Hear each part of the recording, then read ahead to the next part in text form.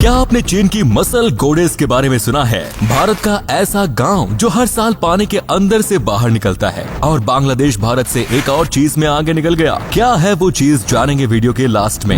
Number 9, beauty के साथ अगर फिटनेस का तड़का लग जाए तो क्या होता है, इसका सबसे सटीक उदाहरण है लियू तेयांग, जिन्हें लोग मसल गोडेस कहते हैं। वो देवी जिसकी खूबसूरती और फिटनेस के लोग ही नहीं बल्कि बड़ी बड़ी कॉर्पोरेट कंपनियां भी दीवानी है। तभी तो जब बात किसी कार को प्रमोट करने की आती है या फिर ग्लोबल ट्रैवल प्रमोशन की आती है, सबसे पहले लियू तेयांग का नाम ही लिया जाता है। लियू को मॉडलिंग करना तो बचपन से ही पसंद था, लेकिन फिटनेस का कोई खास शौक नहीं था और जब इन्होंने फिटनेस की दुनिया से कदम रखा तो इनकी जिंदगी बदल गई। लियू खुद भी ये मानती है कि फिटनेस की वजह उनकी बॉडी को वो शेप मिला जिसकी वजह से आज ये इतने फेमस और कामयाब है। इसीलिए ये घंटों तक जिम में वर्कआउट करके पसीना बहाती है और दूसरों को भी फिट रहने के लिए प्रेरित करती है। तो दोस्तों, लियू के फिटनेस के बारे में आप क्या सोचते हैं? क्या आप भी इन्हें देखकर हुए मोटिवेट? कमेंट्स में जरूर बताएं। नंबर 8, एक ऐसा गांव जो साल में 1 महीने के लिए पानी से बाहर आता है। ये कोई सुनी सुनाई कहानी नहीं बल्कि हकीकत है। गोवा का कटी गांव जो एक टाइम पर 3000 गांव वालों का बसाया हुआ एक खुशहाल गांव था। गांव में हिंदू, मुस्लिम और ईसाई लोग मिलजुल कर रहते थे और खेती करके पेट पालते थे। पर 1961 में पोर्चुगीज रूल से फ्री होने के बाद इस गांव में स्टेट का पहला डैम बनाया गया, जिसके लिए यहाँ पर रहने वाले लोगों को गांव खाली करना पड़ा। डैम में हर साल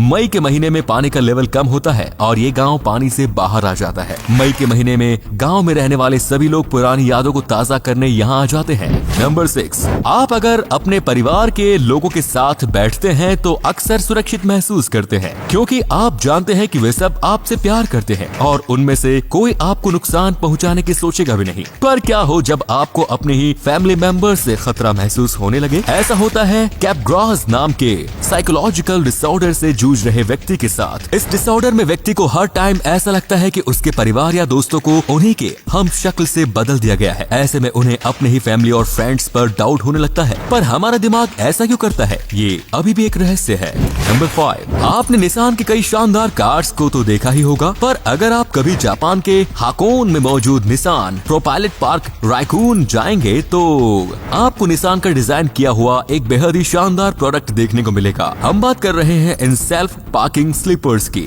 निसान की डिजाइन की गई ये स्लीपर्स आर्टिफिशियल इंटेलिजेंस पर काम करती है, जो इस्तेमाल के बाद अपने आप को कुछ इस तरीके से एक जगह पर पार्क कर लेती है। नंबर 4, अंगूर आप सभी ने खाए होंगे और खरीदे भी होंगे। तो अब सवाल यह है कि आपने आज तक सबसे महंगे अंगूर कितने के खरीदे? 100, 200 या उससे भी ज्यादा? 500 रुपए किलो। पर आज जिस अंगूर के बारे में हम आपको बताने जा रहे हैं उनकी कीमत जानकर आपके पैरों तले से जमीन खिसक जाएगी जनाब। हम बात कर रहे हैं जापान के इशिकावा प्रीफेक्चर में उगाए जाने वाले रबी रोमन ग्रेप्स की। ये अंगूर इतने कीमती होते हैं कि एक अंगूर खरीदने के लिए आपको $28 यानी कि लगभग 2000 रुपए खर्च करने पड़ेंगे। जुलाई 2016 में इन ग्रेप्स के 700 ग्राम के एक गुच्छे को $8400 यानी कि 6,30,000 रुपयों में बेचा गया, जिसमें 26 अंगूर थे। नंबर 3, जब भी टेबल पर खाना आता है और खाना आपकी पसंद का नहीं होता तो अक्सर आप मुंह चढ़ाने लगते हैं। पर आपको भगवान का शुक्रिया अदा करना चाहिए कि आपको पेट भरने के लिए खाना मिल रहा है, ना कि मिट्टी की बनी रोटियां। क्योंकि अफ्रीका में एक जगह ऐसी है जहां लोगों के पास पेट भरने के लिए अनाज का दाना तक नहीं। हम बात कर रहे हैं अफ्रीका के